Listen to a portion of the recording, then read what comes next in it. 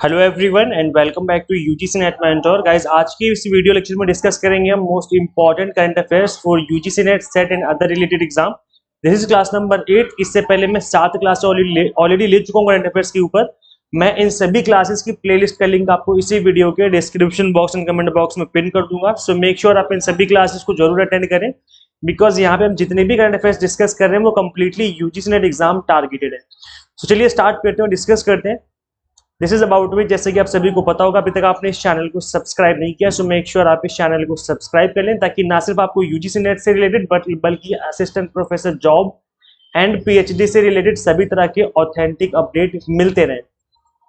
Okay guys, देखो मैं एक वीडियो आपको रिकमेंड करना चाहूंगा कि देखो अब आपका जो एग्जाम है वो ऑफलाइन मोड में होगा, तो ऐसे में ओएमआर शीट को कैसे फिल किया जाए इस वीडियो को देखना समझना बहुत जरूरी है। बिकॉज एक भी गलती अगर आपने कर दी ओएमआर शीट में तो आपको दूसरी ओएमआर शीट नहीं दी जाती है, उसी से काम चलाना पड़ेगा। और सेकंड थिंग कि आप फ्लूइड भी यूज नहीं कर सकते, ना ही आप उसको इरेज कर सकते हो किसी भी तरीके से। सो इसलिए गलती की चांस 0% आपकी होनी चाहिए।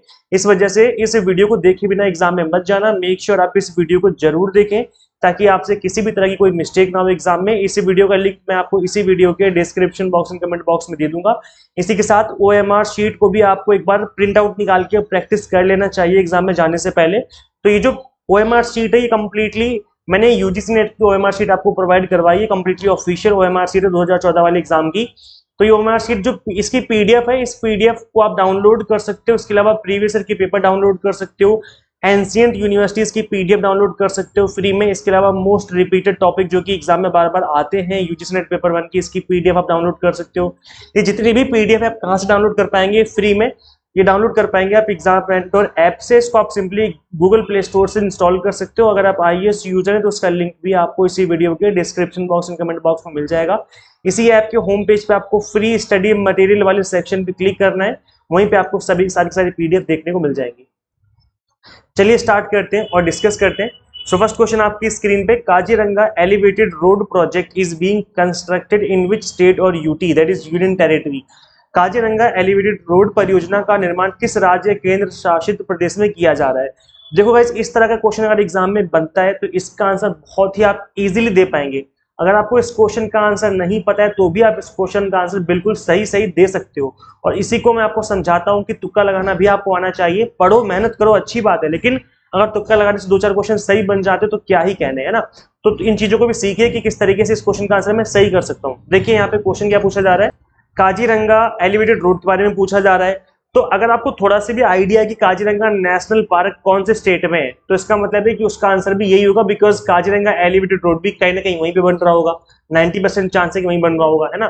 तो गाइज यहाँ पर देखो, वेस्ट बंगाल है, असम है, कर्नाटक एंड उड़ीसा। तो वेस्ट बंगाल, कर्नाटका और उड़ीसा में तो काजीरंगा है नहीं, काजीरंगा तो असम में है। तो इसका मतलब क्या हुआ कि एलिवेटेड रोड भी वहीं पे बन रहा होगा। So option number B, that is Assam, will be the right answer of this question. I hope समझ में आ गया किस तरीके से आपको एग्जाम में क्वेश्चंस को हैंडल करना है।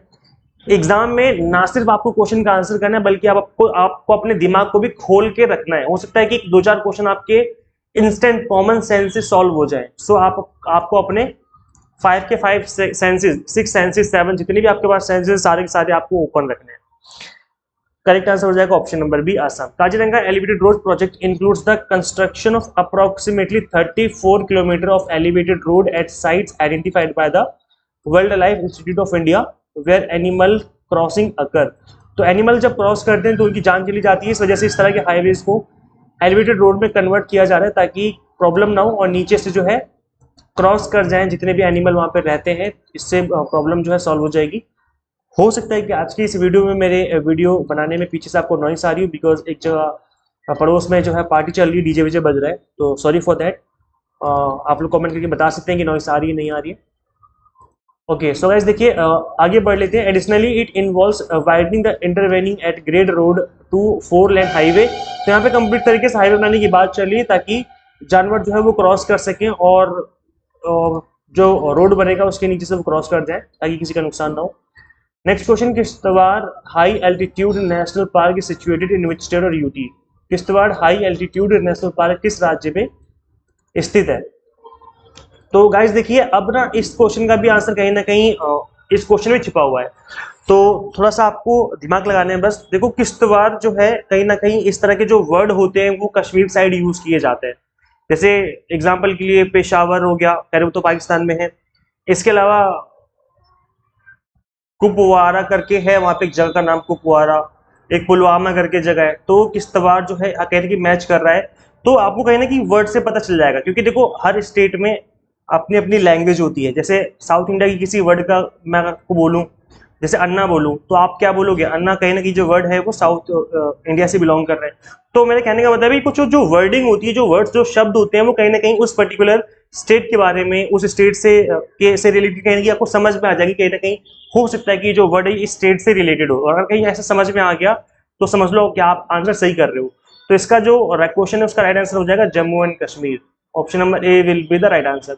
अगर एग्जाम में ये पूछा जाए कि हाईएस्ट एल्टीट्यूड पे कौन सा नेशनल पार्क है, तो उसकी बात कर लेंगे अभी हम। Kishtwar high altitude national park is situated in Jammu and Kashmir. Camera trap recently recorded the presence of snow leopard in the national park. तो ये स्नो लेपर्ड देखा गया था, इस वजह से थोड़ा न्यूज में था, इस वजह से मुझे लगा इंपॉर्टेंट हो सकता है आपके एग्जाम के लिए।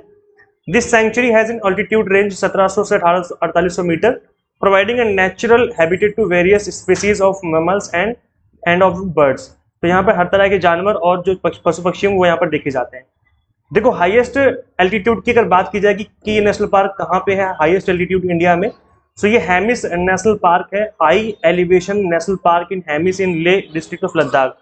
तो गाइज ये जो नेशनल पार्क है हाईएस्ट एल्टीट्यूड का, वो हेमिस नेशनल पार्क के नाम से, जो कि लेह लद्दाख में है। इट अप्रोक्स 50 किलोमीटर फ्रॉम ले, जो कि कैपिटल है लद्दाख की। Global famous for its snow leopard, it is believed to have the highest density of them. जो स्नो लेपर्ड है वो यहाँ पर ज्यादा पाए जाते हैं। एलिवेशन कितना है? 3000 से 6000 मीटर। तो देखो कितना ज्यादा है ये एलिवेशन। तो ये हाईएस्ट एल्टीट्यूड पे सिचुएटेड नेशनल पार्क है इंडिया का। As per recent report the global, देखो आज की वीडियो में मैंने थोड़ा सा फोकस किया है इन्वायरमेंट को लेकर के, पीपल डेवलपमेंट इन्वायरमेंट वाली यूनिट को लेकर के, जो भी करंट अफेयर्स बन सकते हैं यहाँ से। So as per recent report the global mean temperature crosses which threshold for the first time during summer. एक हालिया रिपोर्ट के अनुसार गर्मियों के दौरान वैश्विक औसत तापमान पहली बार किस सीमा को पार करता है? तो अभी जो रिपोर्ट आई है उसमें 1.5 डिग्री की बात कही गई है ना। आई थिंक आप सभी ने देखा भी होगा न्यूज वगैरह में। तो ये आपको पता होना चाहिए कि आज के टाइम पे इन्वायरमेंट से रिलेटेड जो है, स्पेशली टेम्परेचर से रिलेटेड इस तरह का क्वेश्चन आपको देखने को मिल सकता है। So option number B, that is 1.5 degree Celsius is the right answer. So European Center for Medium Range Weather Forecast recently announced that the average global temperature during the initial days of June exceeded pre-industrial average by more than 1.5 degree Celsius. So ये जो है जून 2023 से लेकर के जनवरी 2024 तक का data को analyse किया गया था, उसके बेस पे ये बताया गया था। और अभी मैं मई में वीडियो बना रहा हूँ 2024 में, क्योंकि अब जून आने में भी टाइम है, अभी एग्जाम आपका होगा। तो अभी 2-4 महीने पहले के ही करंट अफेयर्स पूछे जाते हैं। ऐसा नहीं कि आने वाले टाइम के लिए पूछे जाएंगे, कि मतलब जुलाई अगस्त के पूछे जाएंगे, ऐसा नहीं होगा, क्योंकि उससे पहले तो आपका एग्जाम ही हो जाना है ना। सो गाइज ये है। इसके अलावा नेक्स्ट क्वेश्चन है, Annamalai tiger reserve which was recently seen in the news is located in which state. किस स्टेट में और सिचुएटेड है कौन सा अन्नामलाई टाइगर रिजर्व? तो गाइज देखो मैंने आपको थोड़ी देर जस्ट पहले बताया था कि कहीं ना कहीं आपको नेम से पता चल जाएगा कि कौन से स्टेट में वो सिचुएटेड है, वो पार्क या कोई भी चीज। तो अन्नामलाई के नाम से आपको क्या लग रहा है किस स्टेट का ये वर्ड हो सकता है? सोच के देखो, क्या मणिपुर का हो सकता है, क्या मध्य प्रदेश का हो सकता है, क्या राजस्थान का हो सकता है, फिर तमिलनाडु का हो सकता है। तो आई थिंक 90% स्टूडेंट्स ये आप सही सोचेंगे इस बारे में। इस क्वेश्चन का आंसर जो मैंने अभी पूछा आपसे, कि जो अन्नामलाई है कहीं ना कहीं ये जो वर्ड है ये हमारे साउथ इंडिया के शब्दों से मेल खा रहा है, और साउथ इंडिया का यहाँ पर एक ही ऑप्शन दिया गया दैट इज तमिलनाडु। तो अगर एग्जाम में आप इस तरीके से सोचते हो तो आप इसका आंसर सही करके आ जाओगे। भले ही आपको आंसर नहीं पता, लेकिन अगर थोड़ा सा आप दिमाग लगाओ, थोड़ा सा कॉमन सेंस चाहिए, थोड़ा सा आप कॉमन सेंस लगाइए, आपके क्वेश्चन का आंसर वहीं बैठे बैठे आपको मिल जाएगा। और आई एम श्योर 2 से 4 क्वेश्चन आप पक्का ठीक करके आओगे। अगर इस तरीके से आप सोचते थोड़ा दिमाग लगाते हो तो 2-4 क्वेश्चन डेफिनेटली आप ठीक करके आओगे। सो इसका आंसर क्या हो जाएगा? Tamil Nadu. The forest department is actively combating invasive species in the Vilandi range core to the Annamalai tiger reserve. तो ये थोड़ा सा फेमस भी है इस स्टेट का रिजर्व, तो मुझे लगा डाल देना चाहिए, समझाना चाहिए आपको। So what is Ramsar site? ये भी लास्ट ईयर काफी न्यूज में था, और हो सकता है कि इससे रिलेटेड क्वेश्चन बन जाए, बिकॉज यूजीसी नेट में लास्ट ईयर तो इसके ऊपर क्वेश्चन पूछा गया था, और इन्वायरमेंट से रिलेटेड काफी इंपॉर्टेंट भी है ये। So Ramsar site is a wetland site designated to be international importance under the Ramsar convention. अभी रामसर जो है जगह का नाम है, ये कोई इंसान का नाम नहीं, जगह का नाम है। Also known as convention on wetland. Convention on wetland के नाम से भी इसको जाना जाता है। किस चीज को? रामसर कन्वेंशन को।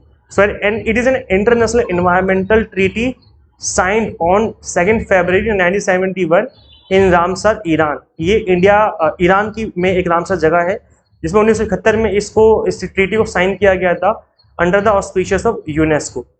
ठीक है। सो ईरान में हस्ताक्षरित एक अंतर्राष्ट्रीय पर्यावरण संधि है ये, जो कि रामसर साइट के नाम से जानी जाती है। रामसर कन्वेंशन बोलो या फिर कन्वेंशन ऑन वेटलैंड। वेटलैंड मतलब गीली जगह। सो हमने देखा होगा कुछ ऐसी जगह होती है जो कि गीली रहती हैं और वहाँ पे नमी रहती है, पानी वगैरह जो है बना रहता है वहाँ पर। सो देखो, इस चीज को लेकर के एक वर्ल्ड वेटलैंड डे भी सेलिब्रेट किया जाता है जिसको हम WWD बोलते हैं।